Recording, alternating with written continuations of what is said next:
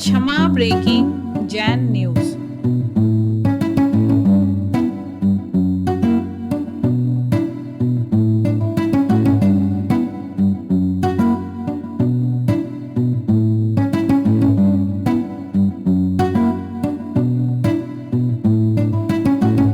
नमस्ते महाराज। महाराज जी, एक प्रश्न है।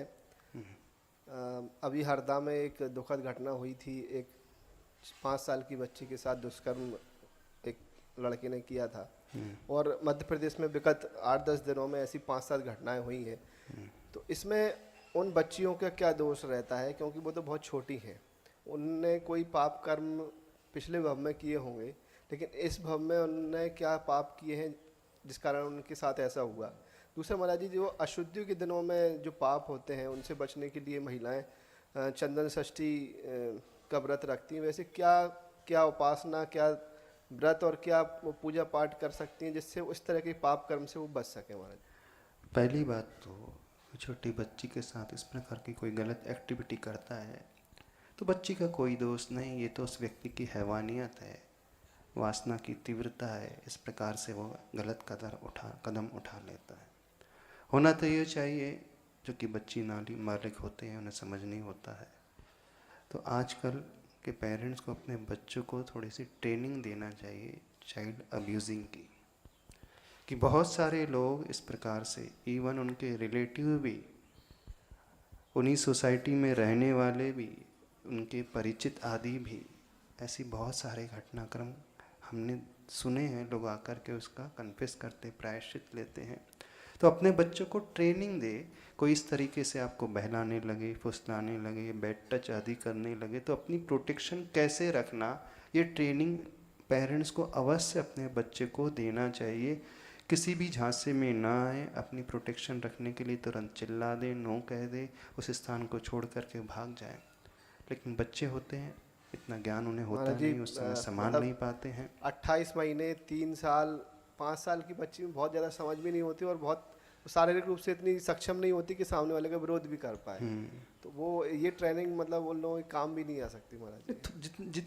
जिस एज में वो समझ में आ सकता उतना तो कर ही सकते हैं। हाँ, बहुत जो छोटा है 5 साल का तो उतना नहीं आ पाता। वो उस समय पेरेंट्स की जिम्मेदारी होती है इस प्रकार की, उनकी केयर टेकर करे, व्यवस्थित करे से रखें। पर मेन रूप से लोगों को समझना चाहिए, आप ह्यूमन बीइंग है, शैतान नहीं हो। इतना तो रखना चाहिए भाव कि वो छोटा सा बच्चा, छोटा सा जीव है, वो कुछ भी नहीं जानता, ABCD भी नहीं जानता, और व्यक्ति किस हद तक गिर जाता है, बड़ा आश्चर्य होता है। और इसका सबसे बड़ा जो भाव पैदा होता है आजकल के एनवायरनमेंट को देख करके। सबके हाथ में मोबाइल है और दिन भर वो इसी प्रकार के कंटेंट्स को ही देखते रहता है। दिन भर छोटे से छोटे बच्चे के हाथ में मोबाइल आया है, नेट फैसिलिटीज़ है, नेट ऑन करेगा। पेरेंट्स को क्या पता वो क्या देख रहा है, और देख कुछ और रहा, अच्छी एक्टिविटी देख रहा है, कुछ भी बीच में पॉपअप होकर के आ जाता है।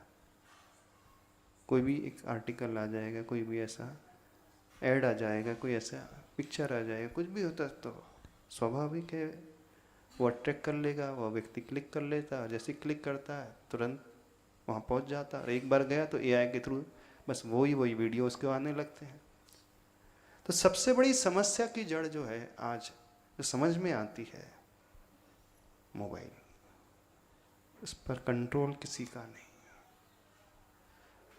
तो बच्चों को अथवा बड़ों को थोड़ा सा स्वयं संयमित होना पड़ेगा, उस धर्म को समझना पड़ेगा, उस करुणा के भाव को अपने भीतर लाना पड़ेगा। आखिर क्या हो रहा है, पंचम काल है।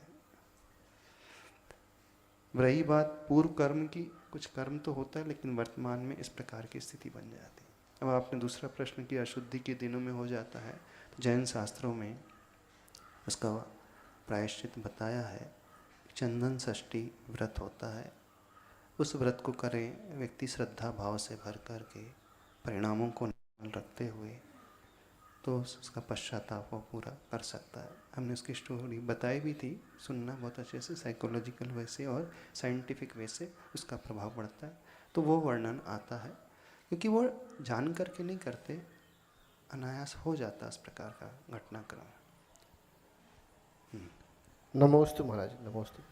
महाराज श्री इस प्रकार के कंटेंट को रोकने के लिए गवर्नमेंट स्तर से कोई गाइडलाइन नहीं बननी चाहिए? जैसे यूट्यूब वगैरह हैं, इन पे गाइडलाइन है, तो ऐसी कोई गाइडलाइन अगर बने और इस तरीके का कंटेंट रोका जा सके, ऐसा हो सकता है?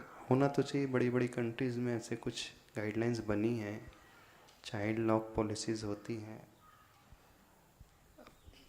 बहुत सारी प्रॉब्लम्स तो हैं, शॉर्टकमिंग्स तो हैं, ऐसा कोई बोर्ड ही नहीं है। इंडिया में तो फिल्म सेंसर बोर्ड तो है, लेकिन वेब सीरीज़ में क्या आ रहा है उसका कंट्रोल करने वाला कोई बोर्ड ही नहीं है। ये विडम्बना भारत देश की है। एक मूवीज़ आ रही है जो पर्दे में रिलीज़, थिएटर में रिलीज़ हो रही है, तो उसमें बाकायदा बोर्ड होगा, 18 ईयर्स प्लस वाला ही देख सकता है। लेकिन इसमें न टीवी सीरियल का कोई बोर्ड है, न वेब सीरीज़ का बोर्ड है, न यूट्यूब में वो सर्च कर रहा है क्या देख रहा है, क्या सुन रहा है। इसको कंट्रोल करने वाली कोई अथॉरिटीज़ है, तो ऐसी कोई PIL फाइल करना चाहिए। जो एडवोकेट्स हैं, पढ़े लिखे लोग हैं, इस प्रकार की PIL फाइल करें, तो उससे हो सकता है गवर्नमेंट जागृत हो जाए। सब मिल कर के एप्लीकेशन दें। आप समझदार लोग अपने विधायकों को, MPs को इस प्रकार से आवाज़ उठाएं, अच्छे न्यूज़ चैनल के माध्यम से इस प्रकार से आवाज़ उठे, तो हो सकता है वो लहर जागृति की पैदा हो जाए और अच्छा कदम उठाया जा सके, ताकि बच्चों के भविष्य को बचाया जा सके। यदि आज के बच्चे इसमें फंस गए तो विडम्बना बहुत है, बचाना भविष्य में बहुत ही डिफ़िकल्ट हो जाएगा। सारे संस्कार लुप्त तो हो ही गए हैं और वो बच्चा बहुत जल्दी गर्त में चला जाता है। वो कभी भी प्रोडक्टिव नहीं रह पाता है, ना उसका कंसंट्रेशन बना रहता है, ना स्टडी कर पाता है, वो सिर्फ इसी में लगा रहता है।